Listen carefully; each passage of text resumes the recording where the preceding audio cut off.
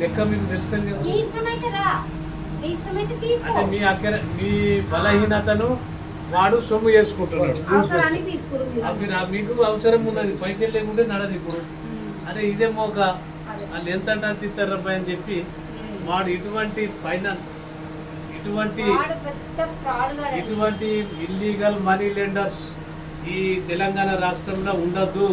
దీని మీద cyber commissionerate కూడా మేము స్ట్రగుల్ ఫర్ జస్టిస్ ద్వారా మేము రిప్రజెంటేషన్ చేస్తాము. నల్గొండలో కూడా today we're going to meet with CP or SP.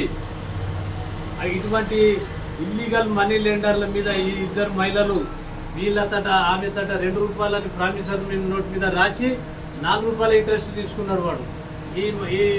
మీ పేరు నాగమణి ఒక ప్రభుత్వ ఉద్యోగిని బ్లాక్ మెయిల్ చేయడానికి ఆమె తట బ్లాంక్ చెక్కులు, బ్లాంక్ ప్రామిసరీ నోట్లు అవి చూపించండి. బ్లాంక్ ప్రామిసరీ నోట్స్ ఇవ్వండి.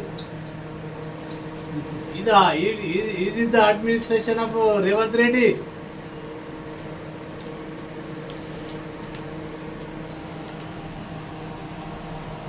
ఇది బ్లాంక్ నేను తెలంగాణ ప్రజలకు చూపించాలని చెప్పి నేను చూపిస్తున్నా.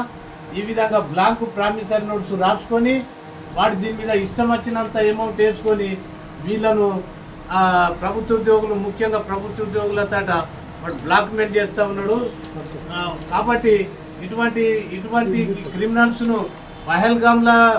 పహల్గామ్లా దాడి చేసిన వాళ్ళు కాదు, అంతకంటే భయంకరమైన నేరాలు ఇక్కడ జరుగుతూ ఉన్నాయి. ఇక్కడ మన దేశంలో మనలను దోసుకుంటున్నారు డబ్బు రూపంలో.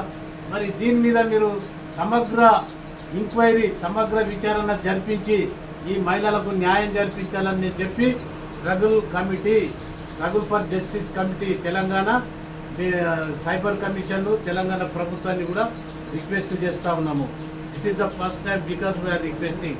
If you have not acted in favor of these people, and we will be demand and we will not leave this case until the